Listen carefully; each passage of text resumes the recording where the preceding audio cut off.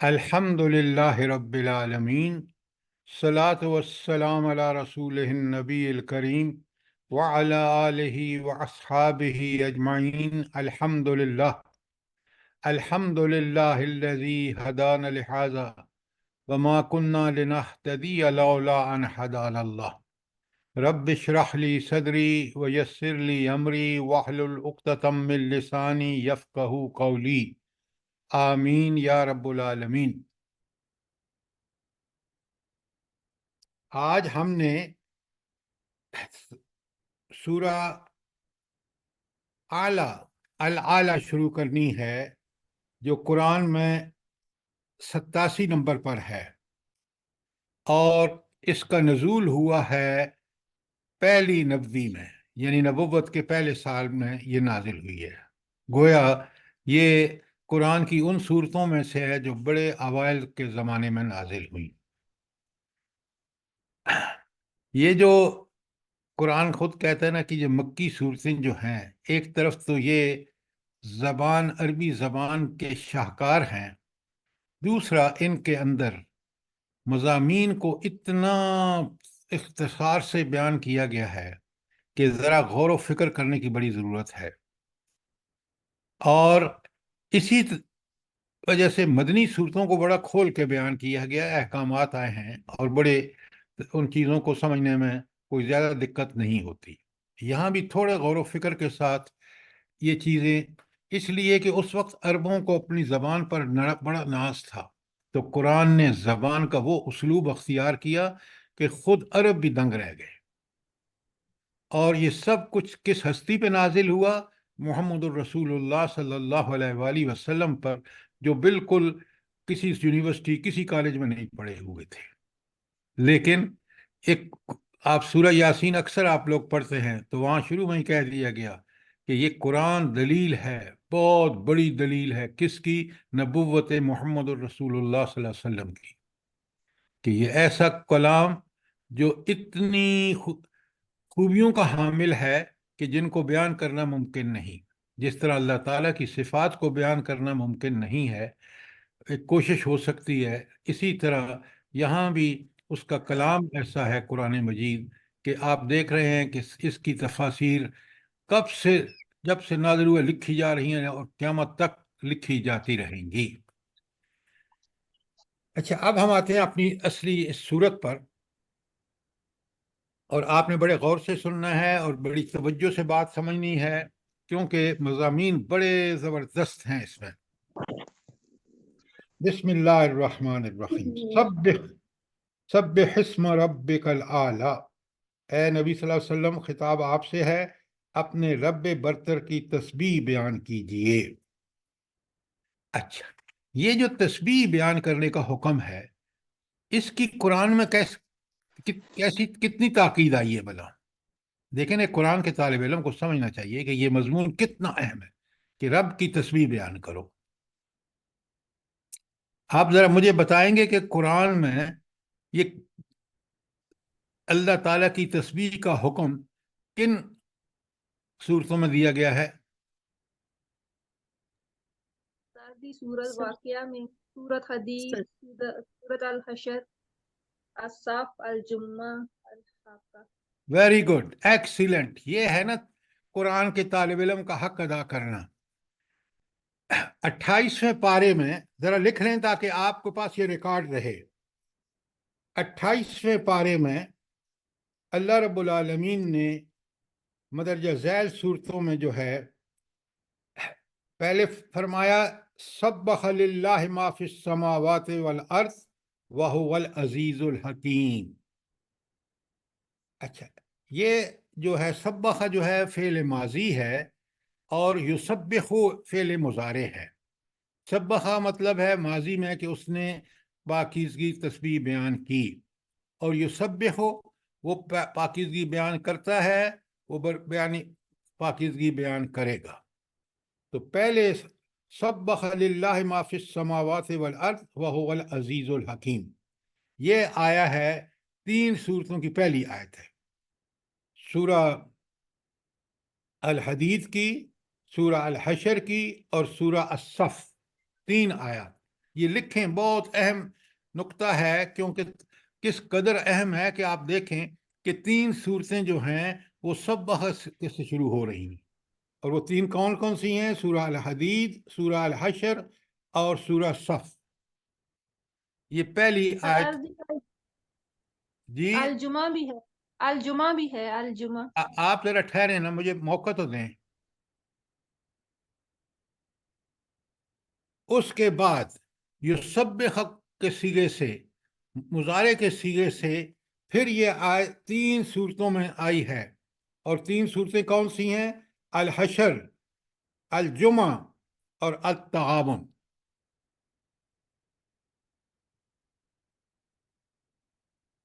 تو آپ دیکھ رہے ہیں کہ 28ویں کے پارے کی یہ 6 صورتیں جو ہیں، اس میں سبح اور یسبح کی 6 آیات موجود ہیں۔ گویا اللہ تعالیٰ کی تسبیح کا حکم جو ہے وہ ہم دیکھتے ہیں کہ یہ ساری مدنی صورتیں ہیں، اور ان مدنی صورتوں میں کس قدر کثرت سے یہ حکم آیا ہے۔ سر جی یہ تغابن کی آیت نمبر بتا دیں۔ تغابن کی، ہاں ساری، تغابن کی آیت نمبر 64 ہے۔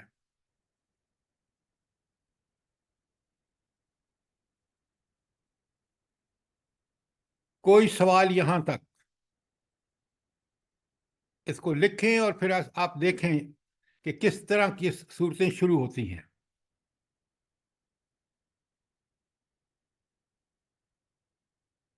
کوئی سوال نہیں ہے؟ چلیں اب یہ جو سوری جی سر تسبیح بیان کرتی ہیں اور تسبیح بیان کی گئی ہے، یعنی یہ دونوں میں مضارع اور حال میں، یعنی کہ اس میں تھوڑا سا ڈفرینس کی تفصیل بتا دیں سر۔ آپ ذرا بات وہ کریں نا، جو قرآن سبح ماضی کا ہے، اور یسبح حال اور مضارع ساری حال اور مستقبل دونوں کو مضارع کہتے ہیں عربی میں۔ سبح ماضی کا صیغہ ہے اور یسبح مضارع کا صیغہ ہے۔ ٹھیک ہو گیا؟ جی سر، جزاک اللہ۔ سر آپ نے الحشر کا حوالہ ادھر دونوں میں دیا ہے نا، سباہ والی میں بھی اور یسبیح والی میں بھی؟ بالکل دونوں میں ہے، سبح سے شروع ہوتی ہے، یسبح بیچ میں آیت آتی ہے الحشر کی۔ ٹھیک ہے سر۔ دیکھیں یہ صرف لکھا نہ کریں پلیز، ان کو دیکھا کریں، پھر آپ کو قرآن کی جو اسلوب ہے بڑا صاف سمجھ جائے گا۔ اور جس ہم تسبیح کرو، آج ابھی میں نے پڑھی آپ کے سامنے سبح اسم ربک الاعلی، تو یہاں بھی تسبیح بیان کرو، ماضی کا صیغہ ہے، لیکن میں چاہتا ہوں کہ ہمارے سامنے پہلے پوری صورتحال آ جائے کہ یہ تسبیح۔ اچھا، اب یہ تسبیح کتنی اہم ہے بھلا بتائیں؟ یہ تو آپ نے ان 6 صورتوں میں دیکھا۔ اب قرآن مجید میں جو صیغہ آتا ہے وہ آتا ہے دوسری جگہوں پہ اکثر اور کثرت سے آتا ہے سبح بحمد ربک۔ لکھیں سبح بحمد ربک، تسبیح بیان کر اپنے رب کی حمد کے ساتھ۔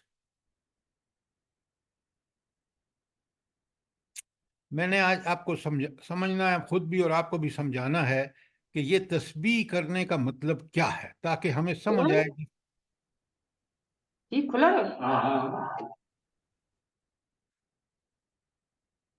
اچھا پلیز ذرا اپنے مائک بند رکھیں۔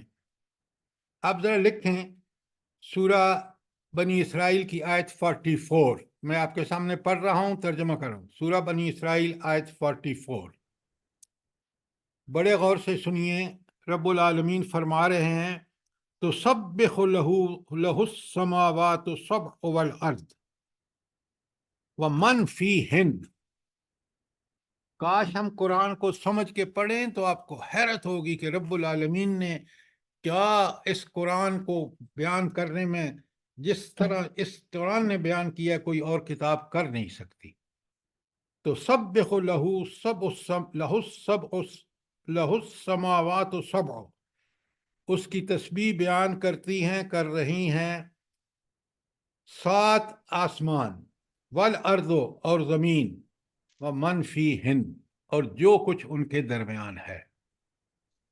گویا کائنات کی ہر چیز، اس کا مطلب ہے کہ اللہ تعالیٰ کی تسبیح بیان کر رہی ہے۔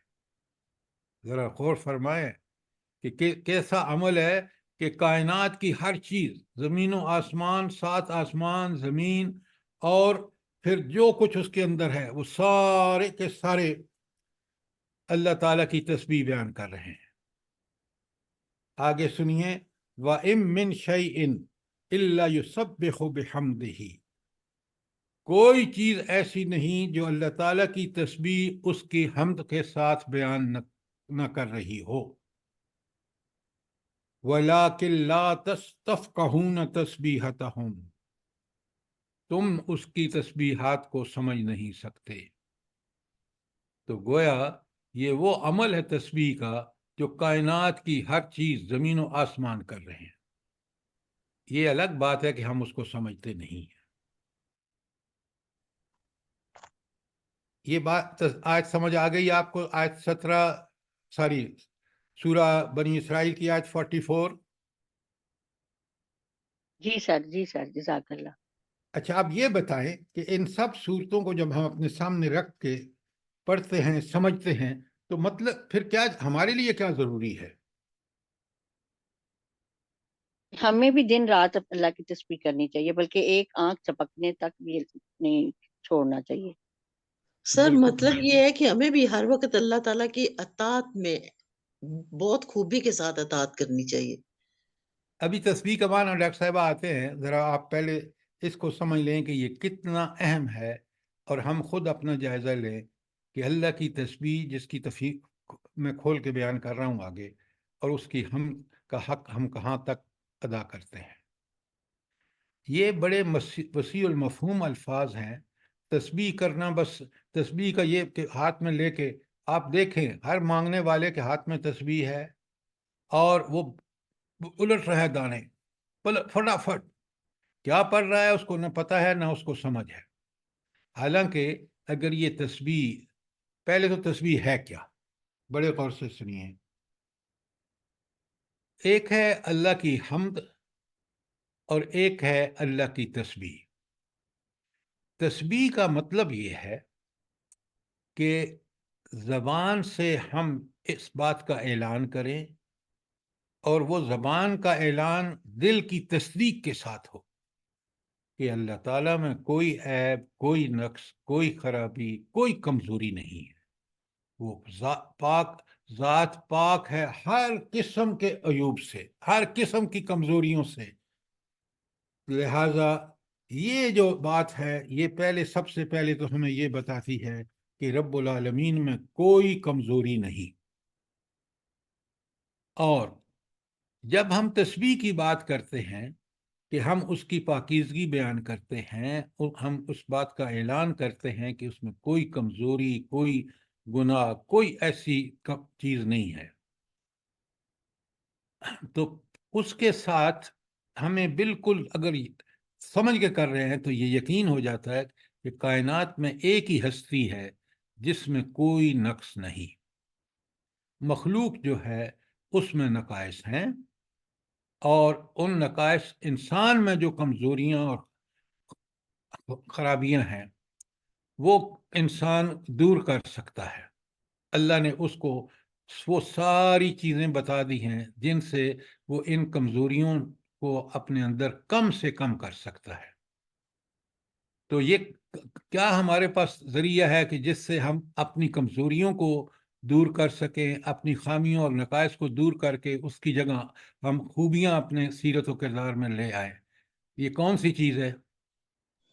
قرآن اور سنت۔ قرآن اور سنت۔ یہ آپ نے بالکل ٹھیک کہا۔ مجھے یہ بتائیں کہ قرآن و سنت نے کہاں فرمایا ہے کہ آپ کمزوریاں دور کر سکتے ہیں قرآن و سنت سے؟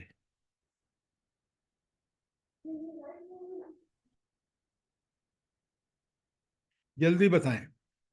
دیکھیں، فہم قرآن یہ ہے کہ ہم قرآن سے اپنی جتنی بھی کمزوریاں ہیں اس کو دور کرنے کے لیے ہم بالکل قرآن سے ٹھیک ٹھیک رہنمائی حاصل کر سکے. سر جب ہم سمجھیں گے کہ قرآن میں جو بات ہو رہی ہے اس کا ہم سے ڈاکٹر صاحبہ جنرل بات مت کریں پلیز, مجھے آیت بتائیں. سر بندہ کوشش بھی کرے اور دعا بھی مانگے. پہلے مجھے آپ کو یقین ہے کہ یہ جو اللہ تعالیٰ نے ان کمزوریوں کا علاج صرف اور صرف قرآن اور سنت میں رکھا ہے؟ کہاں ہے وہ پوائنٹ جگہ؟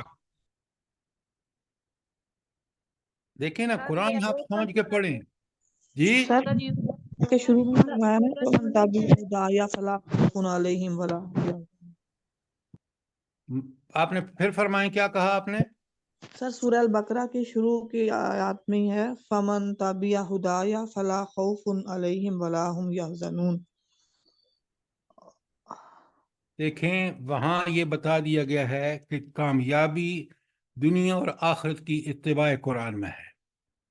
میں نے آپ سے بڑا اسپیسیفک سوال کیا ہے کہ قرآن نے کہاں بتایا ہے کہ انسان کی کمزوریاں دور کرنے کا. اب ذرا آپ سب لوگ لکھیں اور پلیز اس کو پڑھیں. سورہ معارج کی آیات میں پڑھ رہا ہوں آپ کے سامنے, آیت 19 سے شروع کر رہا ہوں, اور وہاں اللہ تعالیٰ بڑے کلیئر الفاظ میں فرماتے ہیں ان الانسان خلق ہلوعا, انسان بڑا جلد باز اور بے صبرا پیدا کیا گیا ہے. بے سر صبری یہ کون سی سورہ ہے؟ سورہ المعارج 70 نمبر پر, اور آیت 19 پڑھ رہا ہوں. اس سے اوپر کمزوریوں کا ذکر بھی ہے, اور اللہ تعالیٰ فرما رہے ہیں کہ دیکھ انسانوں غور سے سنو, ان الانسان خلق ہلوعا, بے شک انسان بڑا بے صبر پیدا کیا گیا ہے. آپ دیکھ لیں, اپنے آپ کو بھی ہم دیکھ لیں اور اپنے ارد گرد بھی دیکھ لیں. اذا مسہ الشر جزوعا, اور جب اس کو ذرا کوئی مشکل پہنچتی ہے تو وہ چلا اٹھتا ہے, گھبرا اٹھتا ہے. وَإِذَا مَسَّهُ الْخَيْرُ, جب اس کو مال ملتا ہے, خیر یا مال کے معنی میں منوعا, تو وہ کیا ہو جاتا ہے, وہ بڑا کنجوس اور بخیل ہو جاتا ہے. إِلَّا الَّذِينَ, اب یہاں سے شروع إِلَّا الْمُصَلِّينَ, سوائے نمازیوں کے. تو اس کا مطلب ہے کہ نماز وہ پہلی چیز ہے, آگے ساری بتایا گیا ہے, اور آپ کو اس کو جانا ہوگا آیت 19 سے لے کر آیت 29 تک. نہیں 29 بھی نہیں, بلکہ آپ جائیں گے آدمرا والذین ہم بشہادت قائمون والذین ہم, آیت 35 تک, 19 سے 35 تک. یہ پڑھیں, سمجھیں. یہاں اللہ تعالیٰ نے بتایا ہے کہ انسان کے اندر جو کمزوریاں, کچھ پیدائشی کمزوریاں ہیں, وہ دور ہی قرآن و سنت سے ہو سکتی ہیں, اور یہاں اس کو بڑا کلیئرلی بتایا گیا ہے. اچھا, بالکل یہی بات, بڑے غور سے سنیے, اللہ تعالیٰ نے یہی بات تھوڑے سے الفاظ کے اختلاف سے کہاں بیان کی ہے بلا؟ کون آپ میں سے بتائے گا؟ سورہ مومنون کی پہلی 11 آیات, قد افلح المومنون الذین هم فی صلاتهم خاشعون. تو یہ دو مقام قرآن کے اچھی طرح اپنی ذاتی تربیت کے لیے, اپنی خامیوں کو دور کرنے کے لیے ان کو پڑھیے, ان کو سمجھیے. اللہ تعالیٰ نے یہاں بتا دیا ہے کہ ہم کس طرح ان خامیوں سے نجات پا سکتے ہیں.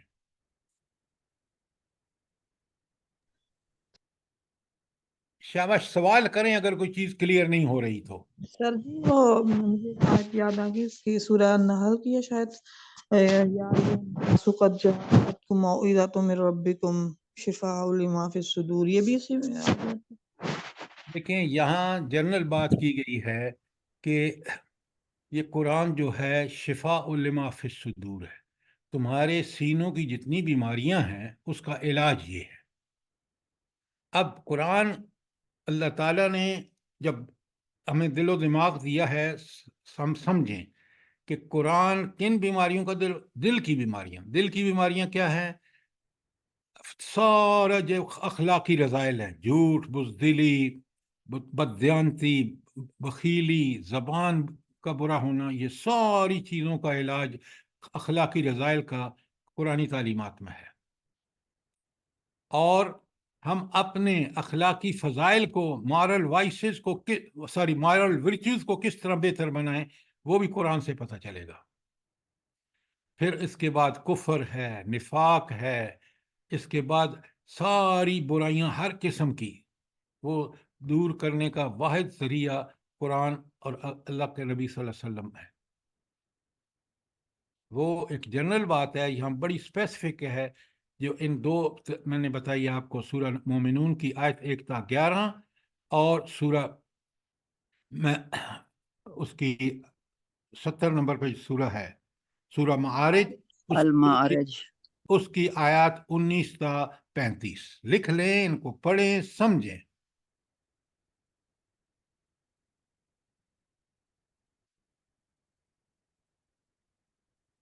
اچھا، اب ہمیں بات سمجھ آئے گی۔ اب واپس ہم آتے ہیں سورہ اعلیٰ کی پہلی آیت میں، کس سے شروع ہو رہی ہے؟ سبح اسم ربک الاعلی۔ اب سمجھ آئے گی آپ کو کہ یہ سبح کہ اللہ تعالیٰ حکم دے رہے ہیں تسبیح بیان کرو۔ اچھا، اب ہمیں یہ تو پتہ چل گیا کہ اس کی اہمیت کتنی ہے، میں نے آپ کو سارے قرآن کے حوالے سے اختصار سے بتا دیا۔ اس پر کوئی سوال ہے آپ کا؟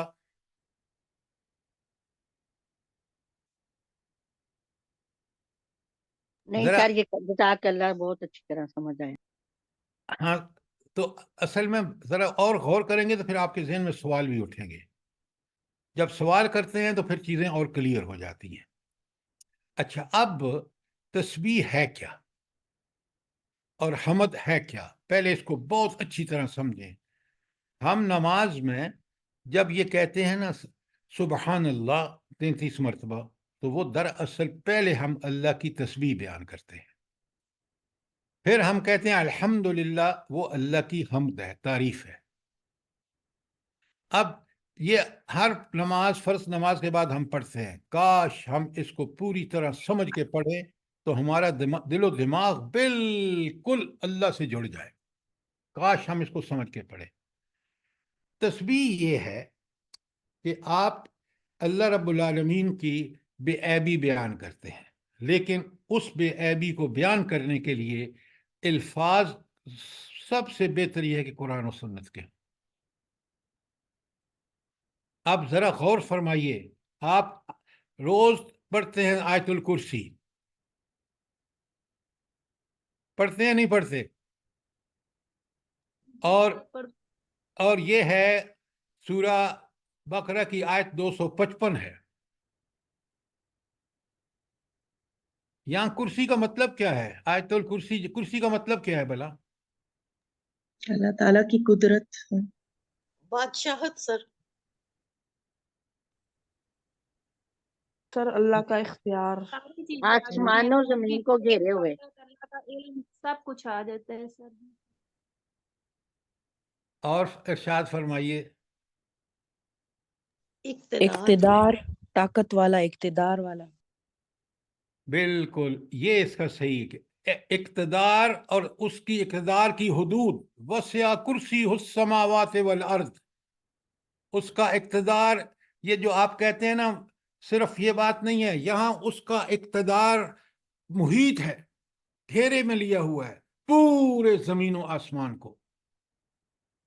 یہ جو دنیا کے بادشاہ ہوتے ہیں، آپ اس ملک کو دیکھ لیجئے، آپ اگر جائیں نا تو آپ دیکھیں گے کہ یہ جو یو اے ای ہے، 3 ریاستیں ہیں، اور ان کو آپ 2 گھنٹے میں کراس کر جاتے ہیں، بڑی چھوٹی سی ہیں۔ اور دیکھیں ان کے بادشاہ جو یو اے ای کو لے لیجئے، کس قدر گمراہی کر رہے ہیں۔ دین ابراہیمی ایجاد ہو گیا وہاں، اس میں یو اے ای میں بن گیا، خدا آپ کا بھلا کرے، وہ مندر بن گیا، وہ گائے کا پیشاب پی رہے ہیں، کیا گندگیاں ہیں۔ رب نے کتنا عظیم قرآن عربی زبان میں نازل کیا، جس کی ایک ایک چیز اور ایک ایک حکم جو ہے وہ پاکیزگی کا نمونہ ہے، اور ان برائیوں سے کس قدر اللہ تعالی نے، شرک اور ان ناپاک چیزوں سے کس قدر منع فرمایا ہے۔ تو تسبیح یہ ہے کہ انسان اللہ تعالیٰ کی بے عیبی بیان کرے. اللہ لا الہ الا هو الحی القیوم لا تأخذہ سنۃ ولا نوم، نہ اس کو نیند آتی ہے نہ اونگ آتی ہے. یہ تسبیح ہے کہ اس میں کوئی کمزوری نہیں ہے نیند اور اونگ کی. تو آپ جب بھی قرآن پڑھ رہے ہوں تو ذرا غور سے پڑھیں. اسی طرح آگے اس کو میں نے پہلے بھی ایکسپلین کر چکا ہوں، آپ خود پڑھیں سمجھیں. اور آپ طالب علم کا کام یہ ہے کہ اس کو جو چیز بتائی جائے وہ اس کو قرآن کی فہمی کے لیے ضرور پڑھے، ضرور سمجھے. اور اگر کوئی چیز کلیئر نہ ہوئی ہو تو آپ کو میں نے اپنا نمبر بھی دے رکھا ہے موبائل، آپ مجھے کال کر کے اور آپ اس کی تشریح میں ضرور بتاؤں گا جتنا مجھے آتا ہے. تو تسبیح میں ہم اللہ تعالیٰ کی بے عیبی بیان کرتے ہیں، وہ چیزیں، وہ کمزوریاں، وہ نقائص جو اللہ تعالیٰ میں نہیں ہیں، اور اللہ تعالیٰ میں کوئی بھی نقص نہیں ہے. اسی لیے وہ ہستی جو ہے اس کو بے عیب ہے، اسی لیے اس کی عبادت ہم پر لازم ہے. وہ ہستی جس کے اندر کوئی عیب ہوں وہ تو اس قابل ہی نہیں ہے. انبیاء کو اللہ تعالیٰ خود ان خطاؤں سے جو انسان کر سکتا ہے اس سے بچاتے ہیں. اس لیے ان کو، کیونکہ وہ خطاؤں سے اللہ تعالیٰ ان کو پاک کر دیتا ہے، اور وہ ہمارے لیے قابل اتباع ہے، واجب الاطاعت ہے. بات سمجھ آئی کہ نہیں؟ اچھا، اللہ تعالیٰ کی تعریف کب مکمل ہوتی ہے؟ صحیح معنوں میں اللہ تعالیٰ کی جو تعریف ہے وہ کب مکمل ہوتی ہے؟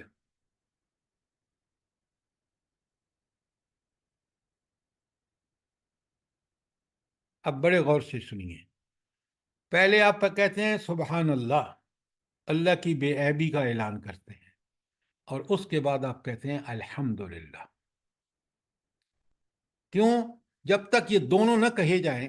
دیکھیں نا، میں کہتا ہوں سبحان اللہ کہ اللہ تعالیٰ میں کوئی عیب نہیں ہے، تو میں نے ابھی تک یہ نہیں سمجھا یا بتایا کہ اللہ تعالیٰ میں عیب تو نہیں ہے. ٹھیک ہے، مجھے سمجھ آ گیا. تو اللہ تعالیٰ میں خوبیاں کس قدر ہیں؟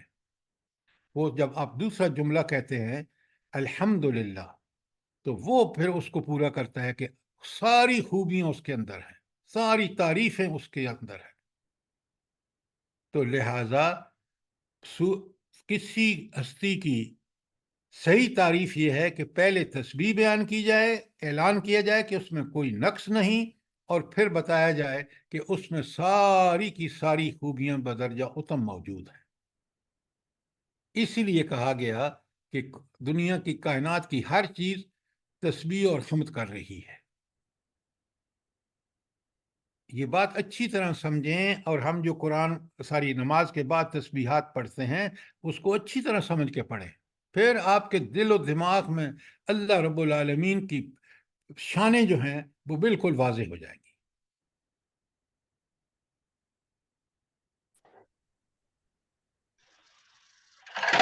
اس تسبیح کو سمجھنے کے ساتھ اگر ہم سمجھیں تو ہمیں اللہ رب العالمین کی صفات کی معرفت بھی ہو جاتی ہے.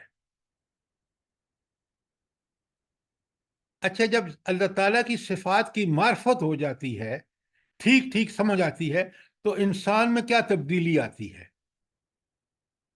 یہ سمجھیں سب باتیں. جی، سر، اس کا ایمان مضبوط ہو جاتا ہے، یقین سب سے پہلی چیز بالکل آپ نے ٹھیک کہا، بندے کا ایمان اس وقت مضبوط ہوتا ہے جب اس کو اللہ تعالیٰ کی صفات کا عمل، صفات کا ٹھیک ٹھیک علم ہو جاتا ہے. اور بڑے غور سے سنیے، جب ایمان مضبوط ہوتا ہے، ہمارا نظریہ پکا سچا، ایمانیات جو توحید، رسالت، آخرت کا جب جتنا پکا یقین ہوگا، اس یقین میں سب سے بڑا دخل اللہ تعالیٰ کی صفات کا ہے، تسبیح اور حمد کا ہے. جب یہ ایمان مضبوط ہوتا ہے تو اس کا نتیجہ کیا نکلتا ہے؟ عمل بہترین ہو جاتا ہے سر. عمل بہترین ہوتا ہے. یہ ہے وہ कि आमनु व आमिलुस्सालिहात जब तक नहीं होगा, जब तक सिफात इलाही का ठीक ठीक हमें तसव्वुर नहीं होगा, उसकी मार्फत नहीं होगी, अकीदा मजबूत नहीं होगा। आने वाला दौर दज्जाल की से बचने का वाहिद तरीका ऐसा ईमान और ऐसा अमल जो अल्लाह ताला की सिफात का यकीन के साथ अमल, उसी को हाकिम मान के किया जाएगा।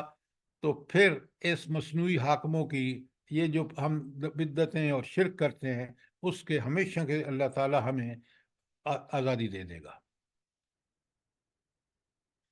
ये है तस्बीह और ये है हम्द।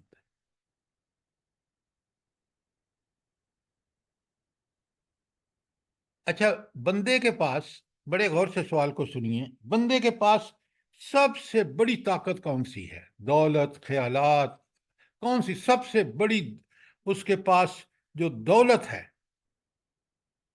जो सर उस ईमान। अकीदा तौहीद पे सर, अकीदा तौहीद। अकीदा तौहीद, बिल्कुल आपने ठीक कहा, बिल्कुल आपने ठीक कहा।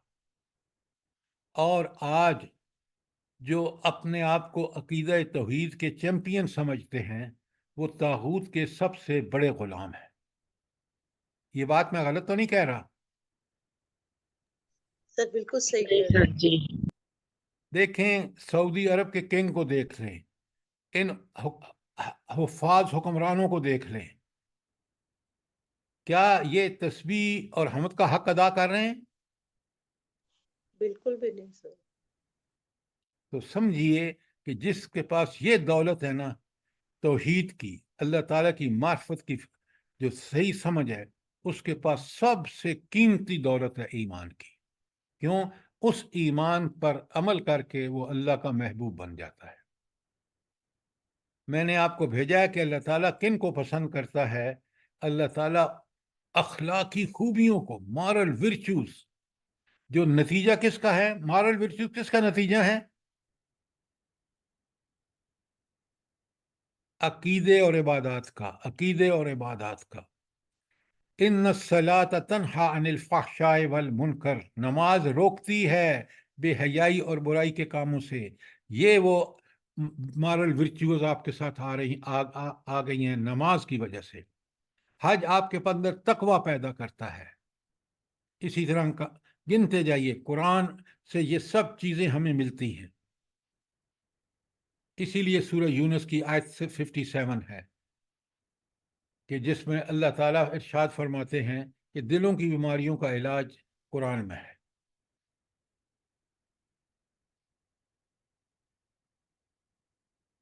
कोई सवाल यहां तक? सर सर ये जो हम दुआएं मांगते हैं ये तो तस्बीह में नहीं आएगा ना, क्योंकि दुआएं अलग है और तस्बीह अलग है। पहले तस्बीह बयान करेंगे 15 मिनट, फिर उसके बाद अपनी जो कुरान की दुआएं हैं सुबह शाम के अस्कार, सर फिर हम वो पढ़ेंगे ना। ये क्योंकि 15 ये मिनट की कैद, 15 मिनट की कैद क्यों लगा रहे हैं आप? सर मैं मिसाल दे रही हूँ। नहीं, मिसाल में गलत बात नहीं। 15 मिनट तक आप पहले तस्बीह करेंगे, फिर नमाज, फिर दुआ मांगेंगे। जी सर, यानी सर क्योंकि हम इस चीज को तस्बीह समझते थे कि जो कुरान की दुआएं हैं हम इसको तस्बीह समझते थे, लेकिन ये तो हम अपने लिए मांगते हैं दुआएं, कुरानी जो दुआएं होती हैं। और तस्बीह तो बहुत जरूरी है सर, हमें अभी पता चल गया। देखिए, आप जो रोज पढ़ते हैं आयतुल कुर्सी, आप जरा उसको लिख के या कुरान में देख के समझें कि इसमें कौन सी तस्बीह है और कौन सी हम्द है। इसी तरह आप अल्हम्दुलिल्लाह, ये सूरह फातिहा को जरा देखें। अगर मैं आपसे सवाल करूं कि उसमें कौन सी वो है जो तस्बीह है, सूरह फातिहा में कौन सी आयत तस्बीह है? सर देखिए, अल्हम्दुलिल्लाह, हाँ। अल्हम्दुलिल्लाह। ये हम्द है, अल्हम्दुलिल्लाह हम्द है। तस्बीह आप इसको कह रहे हैं। सर मालिक यौमिद्दीन। फिर वो हम्द है भाई साकिब साहब, वो हम्द है, मालिक है क़यामत के दिन का। ये कमजोरी कहाँ से आ गई? ए देने से रातल मुस्तकीम। वो तो दुआ है। सर इय्याका नअबुदु व इय्याका नस्ताईन, सर यही इय्याका चीजें नअबुदु हमारे व कंफ्यूज इय्याका कर रही है नस्ताईन। सर, क्योंकि अभी जो आपने जो आयतें लिखवाई ना सब्बह वाली और युसबह वाली, सर फिर वो हम पढ़ा करें अल्लाह की सिफात में, ताकि हमें भाई पता चले कुरान पढ़ते तस्बीह हुए क्या है। देखिए अर्रहमान अर्रहीम। क्या बात कर रहे हैं आप। अर्रहमान अर्रहीम जो है वो अल्लाह की सिफात का बयान है, हम्द है। सिरात अल्लज़ीना अनअमत अलैहिम, ये हम्द है। और सिरात गैरिल मग़ज़ूबि अलैहिम, वो नक्स है। बाकी अल्हम्दुलिल्लाह रब्बिल आलमीन अर्रहमानिर रहीम मालिक यौमिद्दीन इय्याका नअबुदु व इय्याका नस्तईन, ये सारी की सारी हम्द है। इहदिनस सिरातल मुस्तकीम, ये जो है ये आपकी दुआ है। देखिए ना, कुरान आप खुद समझ के जब पढ़ेंगे तो फिर आपको बात पता चलेगी। मैंने इसलिए आज आप देख लें, हम पिछले 35-36 मिनट से सिर्फ डिफाइन कर रहे हैं और कुरान के मुख्तलिफ मकामात पर कि हम्द क्या है, तस्बीह क्या है, कायनात में इसके हवाले से कौन कौन सी कायनात की मखलूक़ात की चीज़ें जो हैं वो तस्बीह और हम्द कर रही हैं। आप देखें ना, ये कितनी ज़रूरी बात है कि कुरान ने किस तरह इसको खोल के बयान किया है।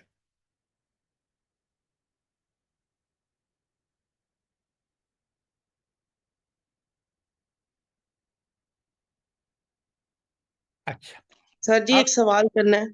जी सर जरूर जी करें। वो जो हदीस कुदसी है सूरह फातिहा के बारे में, तो जी अल्लाह ताला जब हम कहते हैं अल्हम्दुलिल्लाह रब्बिल आलमीन, तो अल्लाह फरमाता है कि हमदनी आबदी, फिर उसके बाद रहमान रहीम पर मज्जदनी आबदी, फिर उसके बाद मालिक यौमिद्दीन पर इस्ना इलैया आबदी।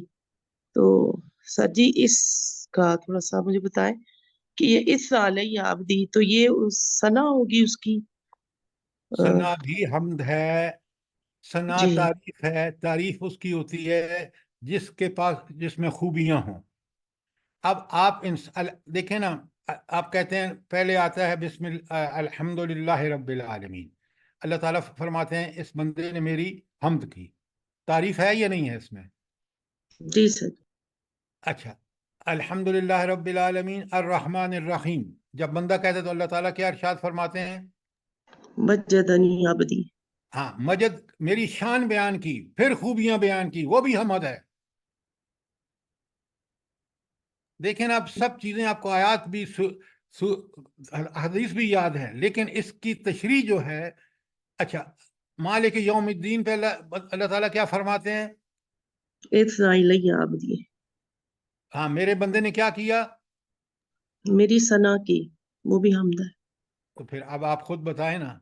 ये इसीलिए तो मैंने कहा आपको पढ़ के अलहम्द से लेकर और एक इय्याका नअबुदु व इय्याका नस्तईन, सारी की सारी हमद है अल्लाह की। जी जी सर जी, वो आपकी बात के ऊपर ही मुझे ख्याल आया कि अल्लाह ताला ने उसका जवाब दिया हुआ है उसमें कि ये सारी हमद है।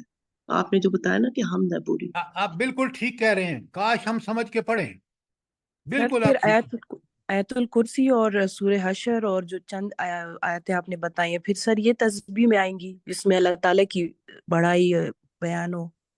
फिर आप बड़ी गलत बात कर रहे हैं, हमद बयान की है। हमद बयान की है।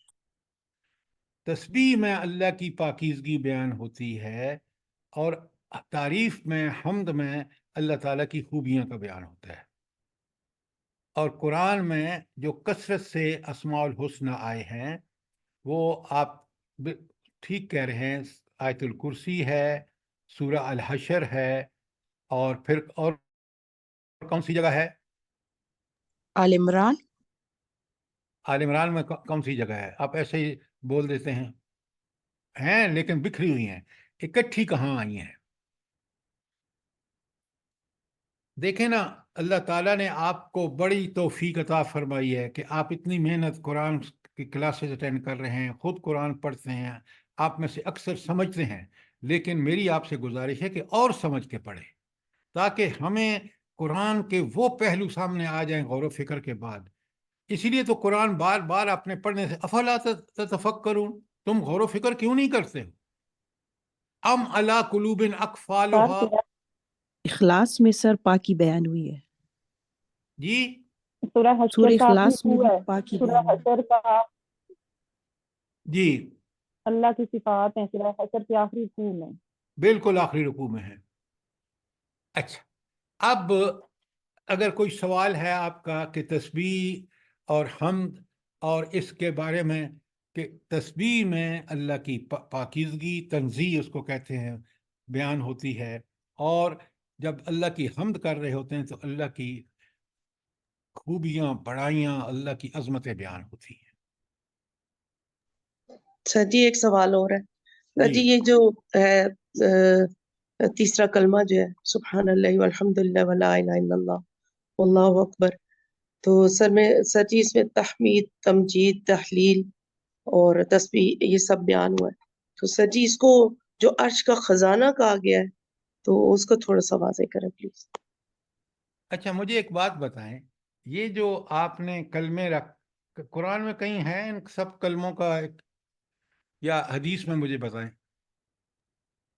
جی نہیں سر جی بتائیں، حدیث نہیں میں ہے۔ تو وہ ہے نا کہ معراج کے موقع پر جب رسول اللہ صلی اللہ علیہ وسلم ابراہیم علیہ السلام سے ملے تو انہوں نے اس کلمے کا بالکل ذکر کر بالکل بالکل آپ ٹھیک کہہ رہے ہیں۔ قرآن میں کوئی ہے ان کلموں کا ذکر؟ نہیں ہے نو۔ اچھا، اب جی سر۔ حدیث میں ہم سمجھ لیں جن کی ساری باتیں کر رہی ہیں نا آپ، کہ وہ اس میں اللہ تعالیٰ کی عظمتوں کا بیان ہے، عظمت بھی دراصل حمد ہے۔ جب آپ اس کی شان، اور ایسی شان کہ جو کسی اور کی شان نہیں ہے، جب ہم بیان کر رہے ہوتے ہیں تو ہم اس کی تعریف کر رہے ہوتے ہیں، ہم حمد کر رہے ہوتے ہیں۔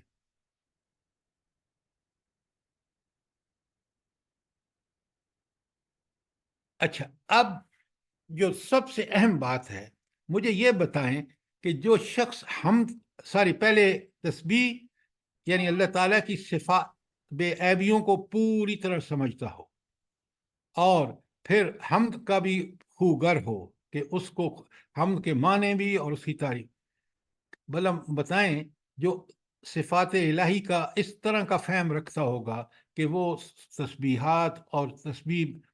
اچھا، آپ نماز میں جب پڑھتے ہیں تو کبھی آپ نے سوچا ہے کہ جب آپ رکوع میں جاتے ہیں تو آپ کہتے ہیں سبحان ربی العظیم، تسبیح پڑھ رہے ہوتے ہیں، اور جب آپ سجدے میں جاتے ہیں اس کی تفصیل آ رہی ہے کہ اللہ تعالیٰ کے رسول صلی اللہ علیہ وسلم نے کب حکم دیا کہ سجدے میں یہ پڑھا کرو اور رکوع میں یہ پڑھا کرو، وہ قرآن سے آیا ہے۔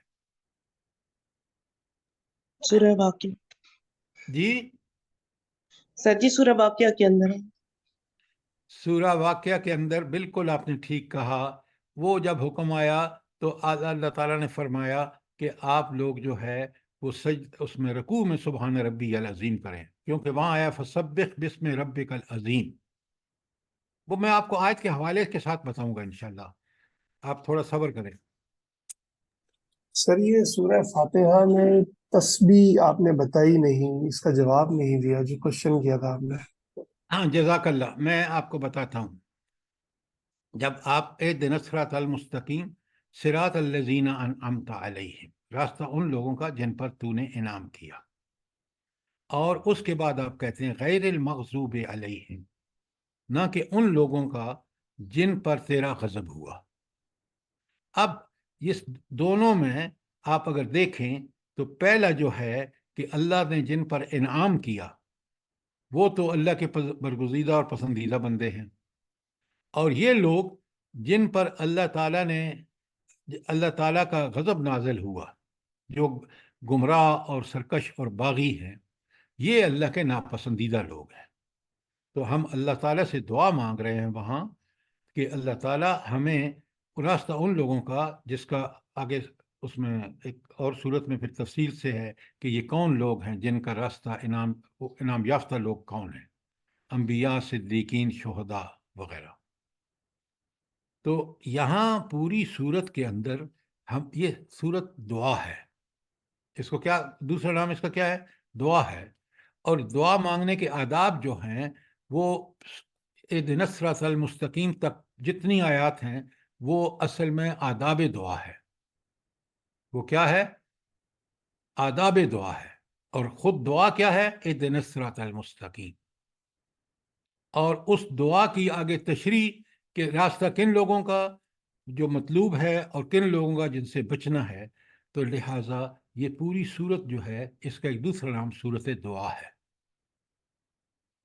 اس لیے اس کے اندر اللہ کی تعریف شروع میں بیان کی گئی ہے، جو دعا مانگنے کے لیے ضروری ہے کہ ہم پہلے اللہ تعالیٰ سے آداب دعا کا جو ہے وہ معاملہ کریں، اس کے بعد دعا مانگیں اور اس کے بعد درود شریف پڑھیں. لہٰذا سورہ بقرہ میں کوئی بھی جو ہے اللہ تعالیٰ کی کسی کمزوری کا بیان نہیں ہے. اب بات کلیئر ہے؟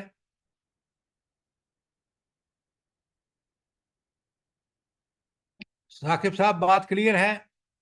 سر اس کی جو تسبیح بیان ہوئی وہ ابھی بھی سمجھ میں نہیں آئی کہ اللہ پاک کی تسبیح ہم نے بیان کیسے کی؟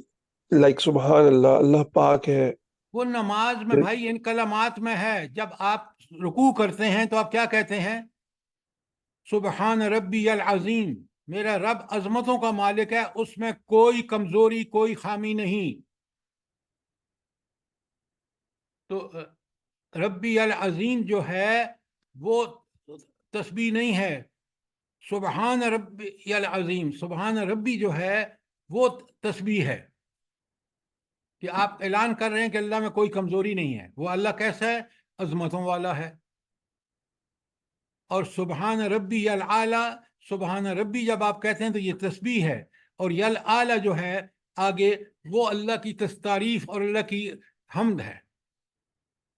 اب بات سمجھ آئی کوئی نہیں آئی؟ جی جزاک اللہ. اچھا، اب جناب عالی ہم آگے چلتے ہیں. تو یہ جو اللہ تعالیٰ کی تسبیح ہے، اب ذرا آپ لوگ تھوڑا سا ایک اور بات کو سمجھیں. قرآن مجید میں آپ لوگوں نے اکثر پڑھتے ہیں سورہ کہف، کم از کم ہر جمعے کو تو پڑھتے ہیں، اور آخری رکوع میں ایک آیت ہے، بڑے غور سے سنیے، لکھ رہے ہیں وہ آیت ہے سورہ کہف کی 109. میں آپ کے سامنے پڑھ رہا ہوں. کل لو کان البحر مدادا لکلمات ربی، اگر اللہ تعالیٰ کے کلمات کو بیان کرنے کے لیے، اللہ تعالیٰ کی باتوں کو بیان کرنے کے لیے اگر سمندر سیاہی بن جائے، ذرا غور کیجئے، 3/4 زمین کا سمندر ہے. لنفد البحر، یہ سمندر ختم ہو جائیں گے، قبل ان تنفد کلمات ربی، اس سے پہلے کہ آپ کے اللہ تعالیٰ کے کلامات ختم ہوں. یعنی یہ 7 سمندر بھی کافی نہیں ہے اللہ تعالیٰ کے کلامات کو لکھیں. وَلَوْ جِئْنَا بِمِثْلِهِ مَدَدًا، چاہے آپ اس کے لیے 7 سمندر اور لے آئیں پھر بھی اللہ تعالیٰ کے کلامات ختم نہیں ہوں گے.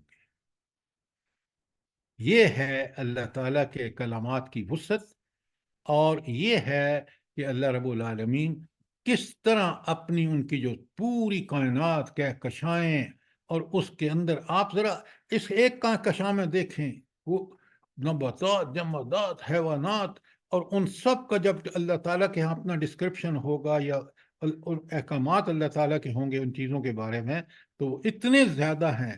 کائنات پوری کو جب لے کے آئیں گے تو 7 سمندر بھی کافی نہیں ہیں اللہ تعالیٰ کے ان کلمات کو بیان کرنے کے لیے. تو لہٰذا یہ اللہ کی تسبیح ہو، اللہ کی حمد ہو، اس کا کوئی ٹھکانہ نہیں، کیونکہ کائنات کی ہر چیز اپنی اپنی زبان میں اللہ تعالیٰ کی تسبیح بیان کر رہی. کوئی سوال، کوئی چیز کلیئر نہ ہوئی ہو؟ سر سورت لقمان کی آیت نمبر 27 میں بھی یہی لکھا ہوا ہے کہ سارے کلمے بن جائیں اور سمندر سیاہی بن جائے تو پھر بھی اللہ کی سورہ اخلاص جو ہے پھر وہ سر وہ تسبیح ہے، کیونکہ وہ پاکی بیان ہوئی ہے نا اللہ کی. نہیں، دیکھیں وہ ہے شرک کی، سوری، توحید کا اثبات اور شرک کی نفی. جی سر. اب یہاں آپ نے بات کی ہے تو پہلی بات سمجھ لیں ایک کہ سورہ اخلاص جو ہے اس کے آگے آ رہا ہے، میں اس کو کھولوں گا آپ کے سامنے. وہ دراصل توحید کہ اللہ تعالیٰ اپنی ذات، صفات اور اپنے حقوق میں منفرد اور اکیلا ہے۔ یہ تو شرک کا اثبات ہو گیا، اور نفی یہ ہے کہ اس میں ان ساری صفات میں، چاہے وہ ذات سے متعلق ذات ہو یا صفات ہوں یا حقوق ہوں، اس میں کوئی بھی شریک نہیں ہے۔ تو ذرا قرآن کو آپ دیکھیں نا، ایک سورت کو پڑھیں آپ، اچھی طرح پڑھ لیں، آپ دیکھیں گے کہ وہاں ہر سورت میں ایک مضمون بیان ہوئے ہیں جو وہ آپ کو سمجھ آ جائے گا جب غور کریں گے، کہ جہاں اللہ تعالیٰ کی بے عیبی کا بیان ہوگا، وہاں جس طرح ابھی میں نے آپ کو بتایا کہ سبحان اللہ کا کلمہ آئے گا، یا یسبحو یا سبحا، یہ جو ہے یہ اس نے تسبیح بیان کی، یعنی بے عیبی بیان کی۔ اور ہم تو قرآن بھرا پڑا ہے، العزیز، الحکیم، یہ ساری صفات جو ہیں یہ اللہ تعالیٰ کی خوبیوں کا بیان ہے، یہ حمد ہے۔ کوئی سوال، کوئی چیز کلیئر نہ ہوئی ہو؟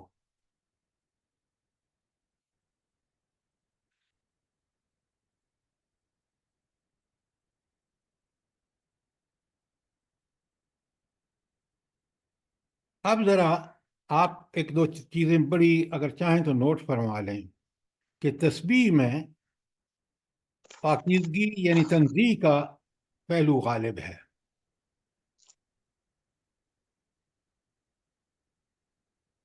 اور اللہ تعالیٰ کے بارے میں صحیح تصور بہت ہی ضروری ہے۔ صحیح تصور کیا ہے؟ وہ ہر قسم کی خامیوں سے پاک اور ہر قسم کی خوبیوں کا اعلیٰ نمونہ خود اللہ تعالیٰ ہے۔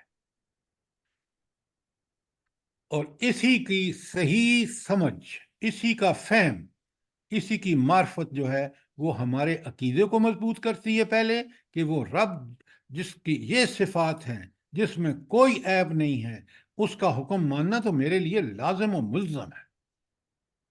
اور جب یہ میرا تہیہ بن جاتا ہے اس عقیدے پر، عقیدہ توحید کے بعد، تو پھر عمل کرنا میرے لیے لازم ہو جاتا ہے۔ میں عمل کا حق ادا اسی وقت کرتا ہوں جب میرا دل و دماغ جو ہے وہ اللہ کی صفات اور اللہ کی بے عیبی کے بارے میں بالکل کلیئر ہو، الاسماء الحسنہ کو میں ٹھیک ٹھیک سمجھتا ہوں۔ تو یہ ہے حمد کی ٹھیک ٹھیک فہم، جو میرے ایمان کو مضبوط اور عمل کو بھی مضبوط کرتا ہے۔ اچھا، اب جس شخص کو دیکھیے، بڑے غور سے سنیے، یہ ہندو کیوں وہ رام جی ایک غلط نام رکھ لیا؟ وہ کہتے ہیں بھائی ہمارا رام اور مسلمانوں کا جو خدا ہے وہ ایک ہی چیز ہے، نعوذ باللہ۔ تو جہاں جہاں اللہ تعالیٰ کو انسانی صفات سے منسوب کیا گیا ہے، وہیں وہیں غلطیاں ہوئی ہیں۔ دیکھیں نا، آپ عیسائیوں کو دیکھیں، انہوں نے کہا کہ یہ عیسیٰ علیہ السلام جو پیغمبر تھے وہ اللہ تعالیٰ نعوذ باللہ اللہ کے بیٹے ہیں۔ جب اس کو باپ بنا لیا، اب آپ نے اللہ تعالیٰ کو آسمان سے اتار کے زمین پہ رکھ دیا، اور اب طرح طرح کی آپ کے ذہن میں خرابیاں ہوں گی۔ تو لہٰذا اگر صحیح تصور نہ ہو کس کا؟ تسبیح کا اور حمد کا، تو پھر انسان اپنی خواہشوں کے پیچھے لگ جاتا ہے۔ یہ ہے سب سے بڑا نقصان، اور پھر اس کا مقدر تباہی ہو جاتی ہے۔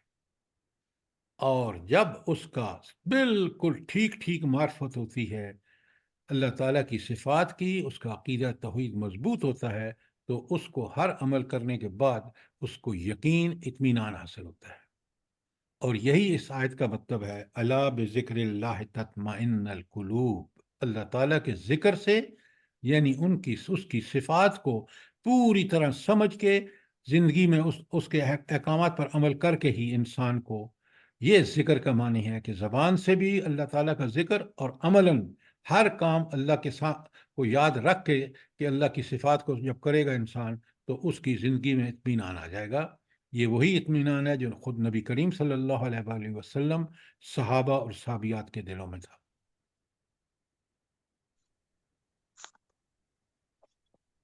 سر جی، یہ جب انسان ذکر کے لیے بیٹھتا ہے، مخصوص کرتا ہے، تو پہلے درود شریف پڑھنا چاہیے یا تسبیح کرنی چاہیے یا استغفار سے شروع کرنا چاہیے؟ یہ ذرا تھوڑا سا بتا دیں۔ جناب جب آپ دعا مانگتے ہیں نا، آپ کو پتہ ہے حضور نبی کریم صلی اللہ علیہ وآلہ وسلم کی حدیث ہے، آپ چاہیں اور کریں، شروع کریں درود سے اور اختتام میں بھی درود، بیچ میں ساری اپنی دعائیں مانگیں۔ نبی کریم صلی اللہ علیہ وسلم کی حدیث موجود ہے۔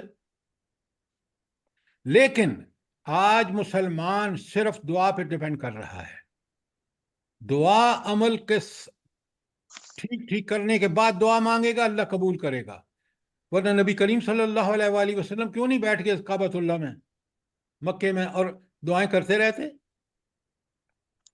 انہوں نے دنیا میں جتنی مشکلات عمل کر کے جن اس پر، ورنہ وہ صرف دعا کی حد تک رکھیں کہ دعا اس وقت مؤثر ہوتی ہے جب ہم اپنے سارے ذرائع اور وسائل اللہ کے حکم کے مطابق خرچ کریں، پھر دعائیں مانگیں۔ دعا کو اپنے مقام پہ رکھیے، دعا بہت بڑی چیز ہے، لیکن ذکر کا لفظ ہے کہ آپ ہر کام کرتے وقت اللہ کو یاد رکھیں، اپنی ترجیحات کو قرآن و سنت کے مطابق بنائیے، اور اس کا بہترین نمونہ حضور نبی کریم صلی اللہ علیہ وآلہ وسلم ہے۔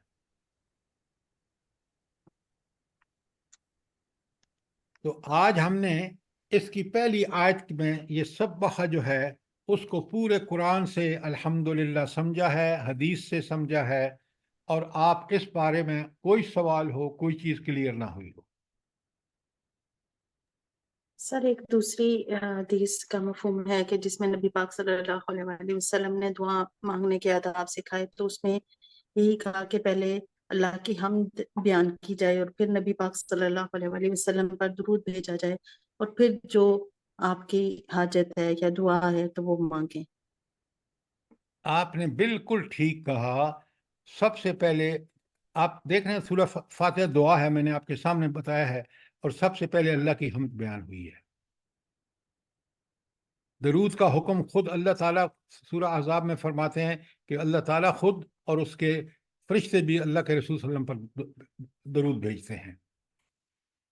تو درود آپ کو دعا میں بالکل پڑھنا چاہیے، اور دعا کو درود کثرت سے پڑھنا چاہیے، لیکن سب سے پہلے حمد آئے گی، اللہ تعالیٰ کی تعریف۔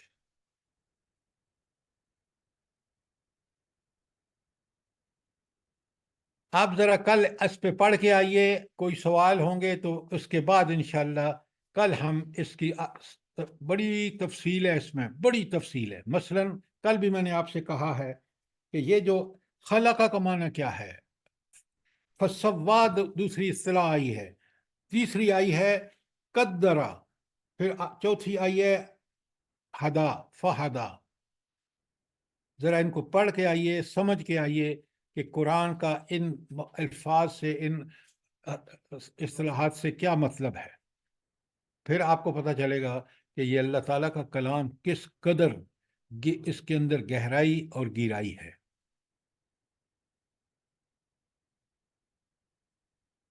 جزاک اللہ، اللہ تعالیٰ مجھے بھی اور آپ سب کو سمجھنے کی توفیق عطا فرمائے، اور سمجھ کر عمل کرنے اور عمل کر کے اس کی دعوت دینے کی، تاکہ اس کے فیض و برکات سے جو آج دنیا خالی ہے اور جس طرح ذلت اور پستی میں ڈوبی ہوئی ہے، ہم اس سے باہر آ جائیں۔ آمین ثم آمین سر واقعی جو کہ نا قرآن کو سمجھ کے نہیں نا، اور ترجمے سے یا سمجھ کے اور عمل نہیں کرتے، وہ واقعی اللہ نے صحیح قرآن میں لکھا ہوا ہے کہ بہرے گونگے اندھے ہیں۔ اللہ ہمیں ہدایت دے، اللہ ہمیں ہدایت دے اور عمل کرنے کی آمین توفیق دے۔ آمین ثم آمین۔ آپ کا کیا خیال ہے، یہ جو آج ہم نے تسبیح کے بارے میں پوری تفصیلات سمجھی ہیں، یہ ضروری تھیں یا نہیں تھیں؟ بے تحاشا ضروری تھی سر، جزاک اللہ، میں نے ہر ایک لفظ نوٹ کر لیا سر، جزاک اللہ، اللہ مجھے عمل کرنے کی توفیق دے، آمین، ہم سب کو عمل کرتا، جزاک اللہ۔ اللہ سب کو عمل سر جی بہت ضروری تھی، الحمدللہ ہمیں کافی سمجھ آ گئی۔ اللہ تعالیٰ سب کو توفیق دے، ہمارے دماغوں میں بھی طاقت دے کہ ہمارے دماغوں میں فٹ ہو جائے سب کچھ۔ اچھا، یہ جو میں آپ سے گزارش کر رہا ہوں نا، دیکھیں تسبیحات، اور ہم پڑھتے ہیں، سبحان اللہ بھی پڑھتے ہیں ہر نماز کے بعد 33 دفعہ، وہ پڑھتے ہیں الحمدللہ پڑھتے ہیں اللہ اکبر، یہ سمجھ کے پڑھیں. دیکھیں نا، میں آپ کو بتاتا ہوں، ہم ہر ہاتھ باندھتے وقت بھی اللہ اکبر کہتے ہیں، رکوع میں جاتے ہوئے اللہ اکبر کہتے ہیں، سجدے میں، کہ اللہ سب سے بڑا ہے. اگر سب سے بڑا ہے تو مجھے دوری زندگی کے باقی سارے معاملات میں بھی تو اسی کو بڑا سمجھنا چاہیے. وہاں میں بے اللہ شک تعالیٰ کو بھول جاتا ہوں. بے شک. تو اس لیے یہ سمجھ کے دیکھیں، یہ نماز اتنی اچھا. ایک بات بتائیں مجھے، نماز کیوں سب سے بڑی تسبیح ہے؟ کیوں؟ اور اصل تسبیح نماز ہے، کیوں؟ سر جی قرب الہی کا ذریعہ. دیکھیں نا، ایک تو آپ دیکھ رہے ہیں کہ ہم سبحان ربی العلیٰ سبحان ربی العظیم، پھر وہ قرآن جو پڑھتے ہیں، پھر وہ ساری جو ہماری حرکات ہیں، کل ہاتھ باندھ کے کھڑے جانا اس کی جناب میں، رکوع جھک جانا، سجدہ کر لینا، یہ ساری کی ساری جو حرکات ہیں، یہ اس اللہ کی پہلے تسبیح اور پھر حمد، دونوں بیک وقت ہمارے قول سے، ہمارے فعل سے، ہماری حرکات سے، سب چیزیں جو ہیں اس کی تصدیق کر رہی ہیں. بے نماز شک. یہ اور نماز ہے، اگر میں اس کو سمجھ کے پڑھ رہا ہوں، آپ اب یقین جو مانیں نماز مجھے. کا گیپ آ جاتا ہے تو اس میں بھی تو جو ہم سے غلطی ہو جاتی ہے تو اللہ کا حکم ہے کہ ہم پڑھ لیتے ہیں تو وہ ہماری معاف ہو جاتی ہے، اگلی نماز ہماری آ جاتی ہے. اب فجر پڑھ چکے ہیں، اس کے دوران جو غلطی کوتاہی ہو گئی ہوگی تو ظہر میں ہم پڑھیں گے، معاف کر دے گا میرا رب انشاءاللہ. پھر عصر تک یہ ساری باتیں آپ کی ٹھیک ہیں. کیا میری نماز وہ نماز ہے جو مطلوب اور مقصود ہے؟ کوشش تو پوری ہے سر کہ انشاءاللہ ویسی ہو. دیکھیں، میں اور آپ اپنی ذاتی بات نہ کریں. ہم جن لوگوں نے ہم میں سے اسلام کا دعویٰ کیا ہے، ان کا فرض ہے کہ ان کی نماز پڑھیں نہیں، وہ اقامت نماز کریں. جی آگے آ رہا ہے، اسی صورت میں آ رہا ہے کہ جس نے تزکیہ کیا اور اپنے رب کے ذکر کیا اور نماز پڑھی، وہاں انشاءاللہ ان کو kholیں گے. تو لیکن آج آپ تسبیح کو اچھی طرح سمجھ لیں، حمد کو اچھی طرح سمجھ لیں، اور قرآن کے ان جو میں نے آپ کو حصے بتائے ہیں وہاں جا کے ان آیات کو ذرا غور سے دیکھیں، تو پھر ہمیں سمجھ آئے گا کہ یہ حمد قرآن و سنت کی روشنی میں کتنی عظیم اللہ تعالیٰ کی دین ہے، یا اللہ تعالیٰ کی جب ہم تسبیح کرتے ہیں اگر سمجھ کے کریں تو یقیناً ہمیں رب کا قرب حاصل ہوگا. جی سر انشاءاللہ ضرور دیکھیں گے، ضرور انشاءاللہ دیکھیں گے. سر. اللہ آپ کی اللہ زندگی پاک ہم سلامتی سب کو دے. توفیق دے. آمین. آمین آمین یا رب العالمین. جزاک اللہ. ربنا تقبل منا انك انت السميع العليم وتب علينا انك انت التواب الرحيم.